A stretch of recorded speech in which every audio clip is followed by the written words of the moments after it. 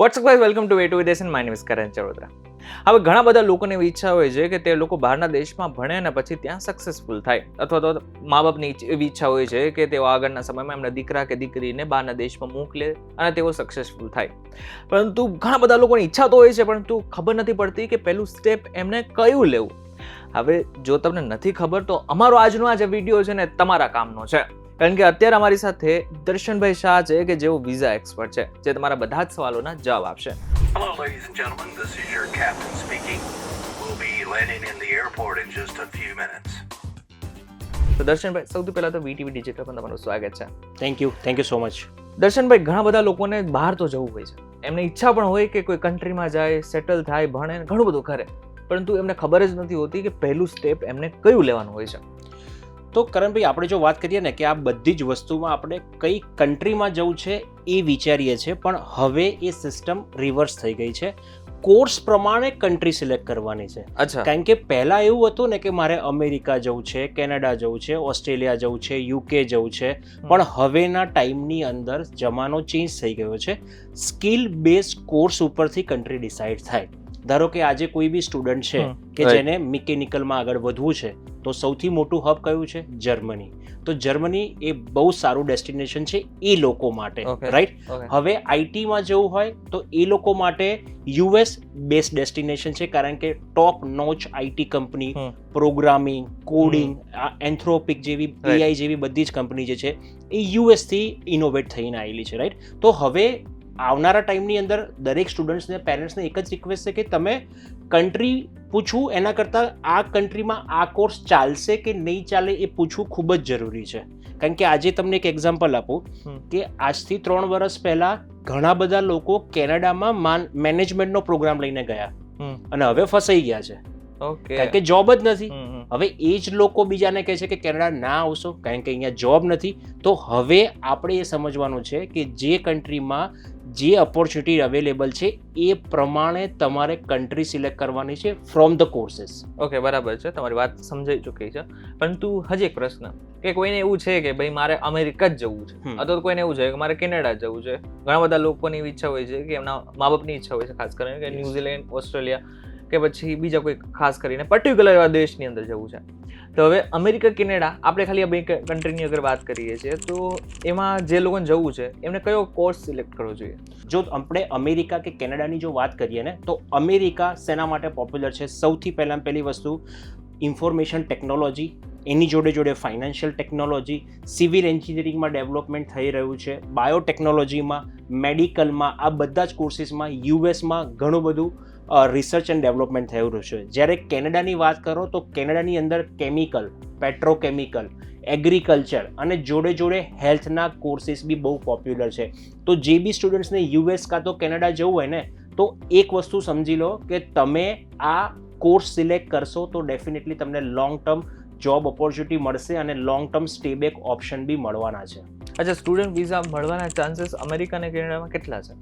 તો અત્યારની કન્ડિશનની વાત કરીએ, કારણ કે અત્યારને યુએસની અંદર બધાને ખબર છે કે નવા પ્રેસિડન્ટ જે છે એમના લીધે ઘણી બધી તકલીફો થઈ રહી છે. તો અત્યારની સિચ્યુએશનમાં યુએસ વિઝા સક્સેસ રેશિયો 50% છે, જ્યારે કેનેડાની અંદર બિકોઝ ઓફ ઓવરવેલ્મિંગ એપ્લિકેશન્સ કેનેડાની બી અંદર 60% રિજેક્શન રેશિયો છે. તો આવનારા ટાઈમની અંદર એવા લોકોને રિજેક્શન આવે કે જેમની પ્રોફાઇલ સારી નથી, એ લોકો પ્રોપરલી વિઝા ઇન્ટરવ્યૂમાં કન્વિન્સ કરી નથી શક્યા, રટ્ટો મારીને યુએસ વિઝા ઇન્ટરવ્યૂ આપ્યો છે અને કેનેડાની અંદર પ્રોપર ડોક્યુમેન્ટેશન નથી કર્યું, આ લોકોને વિઝા રિજેક્શન મળે છે. બરાબર, સમજી શકાય છે. પરંતુ હવે અમેરિકા, કેનેડા, ઓસ્ટ્રેલિયા અને ન્યુઝીલેન્ડની વાત કરીએ તો ઘણા ખર્ચાળ દેશ પણ છે. પરંતુ કોઈ એવા પેરેન્ટ્સ છે કે જેમનું બજેટ એટલું બધું નથી, તેમના દીકરા કે દીકરીને કયા એવા દેશમાં મોકલે કે જ્યાં બજેટ ઓછામાં પણ તેમના દીકરા કે દીકરી સારું ભણી શકે? તો સૌથી મોટામાં મોટો ક્વેશ્ચન ગુજરાતી પેરેન્ટ્સનો છે કે ફોરેન ભણવા જવું ખર્ચાળ છે, પણ જો એને ટેકનિકલી આપણે સમજવા જઈએ ને તો યુએસની અંદર બી એવી ઘણી બધી યુનિવર્સિટીઝ છે કે જે તમે માસ્ટર ડિગ્રી 20 થી 25 લાખમાં કરી શકો.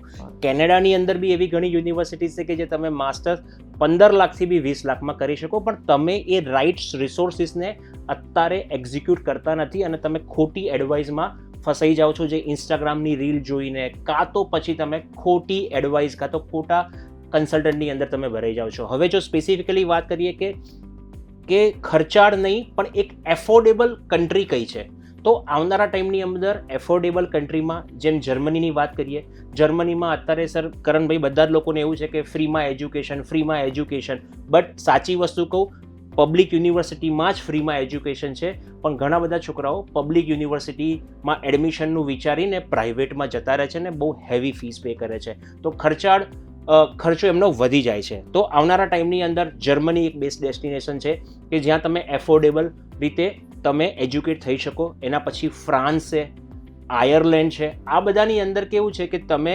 સ્કોલરશિપના ચાન્સીસ ડે બાય ડે વધી રહ્યા છે અને આ કન્ટ્રી લોકોને ઇન્વાઇટ વધારે કરે છે બિકોઝ ત્યાં old age population, that means કે એજિંગ પોપ્યુલેશન ખૂબ જ વધી રહ્યું છે, એટલે એ લોકોને સ્કિલ લેબર જોઈએ છે. તો એના માટે આ કન્ટ્રી તમારા માટે બેસ્ટ રહી શકે છે. અચ્છા, કોઈ વિદ્યાર્થીને એવું છે કે મારે કોઈ કન્ટ્રીની બહાર જવું છે, તો કઈ એવી 3 બાબતો છે કે જે એમને ખાસ કરીને ધ્યાનમાં રાખવી જરૂરી છે? સૌથી પહેલી વસ્તુ કે તમારે કન્ટ્રી સિલેક્ટ કરતાં પહેલાં કોર્સ સિલેક્ટ કરવાનો છે. બીજી વસ્તુ કે કયો કન્સલ્ટન્ટ છે, એનું બેકગ્રાઉન્ડ શું છે અને એ કયા સ્પેસિફિક એરિયામાં કામ કરે છે. કારણ કે તમે આજે કોઈ બી કન્સલ્ટન્ટ કે એજન્ટને ત્યાં જશો તો તમને એક સ્પેસિફિક કન્ટ્રી માટે જ ટાર્ગેટ કરશે.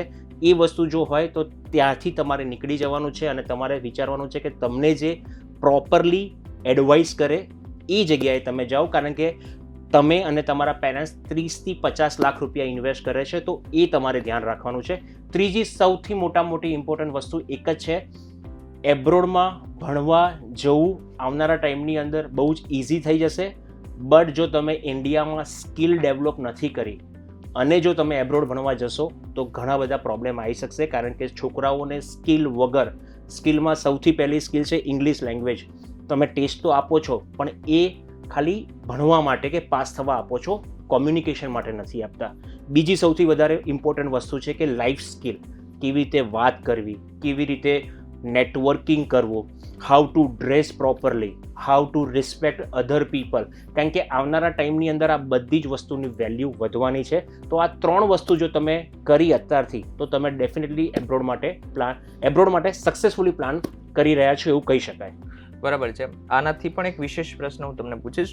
આમ જોવા જઈએ તો તમે બજેટ કહી દીધું કે અંદાજે આના આસપાસ બજેટ હોઈ શકે છે, પરંતુ મહત્વની વાત એ છે કે જ્યારે શરૂઆત કરતા હોય છે કે આપણે પ્લાનિંગ ખાલી કરતા હોય છે કે ભાઈ આપણે બહાર જવું છે, તો અપ્રોક્સ કેટલું બજેટ રાખવું જરૂરી છે, ક્યાં કેટલો પૈસો વપરાશે? ઓકે, તો આપણે સ્ટેપ બાય સ્ટેપ સમજી લઈએ.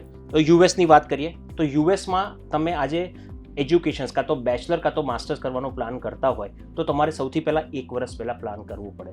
બીજી વસ્તુ તમારે વિચારવાની છે, બીજી વસ્તુ છે ઇંગ્લિશ લેંગ્વેજ ટેસ્ટ. એમાં IELTS, TOEFL, PT એની એપ્રોક્સિમેટલી ફીસ જે છે ને એ 15,000 થી 20,000 છે. સૌથી પહેલો ખર્ચો તમારે ઇંગ્લિશ લેંગ્વેજ ટેસ્ટનો થયો.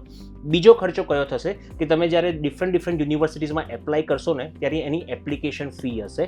$75 થી લઈને $100 વચ્ચે એની એપ્લિકેશન ફી હોય છે, એટલે એપ્રોક્સિમેટલી 7,000 થી લઈને 10,000 રૂપિયા થયા. તો જનરલી જે છોકરાઓ બેચલરમાં એપ્લાય કરતા હોય છે એ એપ્રોક્સિમેટલી 8 થી 9 યુનિવર્સિટીમાં કરતા હોય છે અને માસ્ટર્સવાળા છોકરાઓ 5 થી 6 યુનિવર્સિટીમાં કરતા હોય છે. તો ટેન્ટેટિવલી એપ્લિકેશનનો ખર્ચો તમે સમજો 50,000 રૂપિયા થઈ ગયો ફોર બેચલર, અને બેચલર માટે 1 લાખ રૂપિયા થઈ ગયો અને માસ્ટર્સ માટે 50,000 થી 60,000 રૂપિયા થઈ ગયો. બરાબર. હવે એના પછી US વિઝા કોન્સ્યુલેટની ફી, જ્યાં તમે વિઝા લેવા જાઓ છો એની ફી છે $185, જે અત્યારે એ લોકો 17,000 થી 18,000 રૂપિયા ચાર્જ લે છે. અને યુએસની અંદર દરેક સ્ટુડન્ટને સેવિસ ફી પે કરવી પડે છે. એનો ચાર્જ છે $350. હવે ઘણા બધાને સેવિસ ફી વિશે નોલેજ જ નથી હોતું, તો જ્યારે બી માણસ યુએસ જવાની તૈયારી કરે ને તો બેચલર માટે જવાનું પ્લાનિંગ કરતા હોય તો જતા પહેલાં તમારે એપ્રોક્સિમેટલી 2.5 થી 3 લાખનું બફરિંગ રાખવું પડે, અને જો તમે માસ્ટર્સ માટે જતા હોય તો 1.5 થી 2.5 લાખનું બફરિંગ રાખવું પડે. બરાબર છે, એ સમજાઈ ગયું. પરંતુ આ સાથે હજી એક પ્રશ્ન કે ભાઈ કોઈને બહાર જવું છે, નક્કી કરી દીધું છે, પરંતુ આ બધાની વચ્ચે ઘણી બધી વખત એવું થાય છે ને કે ભાઈ વિઝા માટે અપ્લાય તો કરીએ પરંતુ વિઝા રિજેક્ટ થાય, તો એની પાછળના કારણો શું?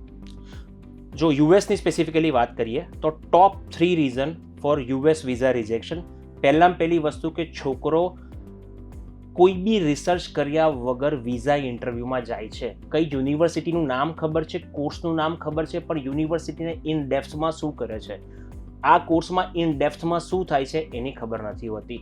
બીજી ઇમ્પોર્ટન્ટ વસ્તુ, રટ્ટો મારીને જવું, જે સૌથી વધારે કરણભાઈ અત્યારે અમને એવા કિસ્સા આવે છે કે છોકરાઓ રોટન આન્સર આપે છે. દેટ મીન્સ કે ત્યાં જઈને વાય ધીસ યુનિવર્સિટી પૂછે એટલે એ એકદમ સ્પીડમાં આન્સર આપી દે છે. ના, તમે ત્યાં રોટન આન્સર આપશો તો તમારા વિઝા ડેફિનેટલી રિજેક્ટ થવાના જ છે.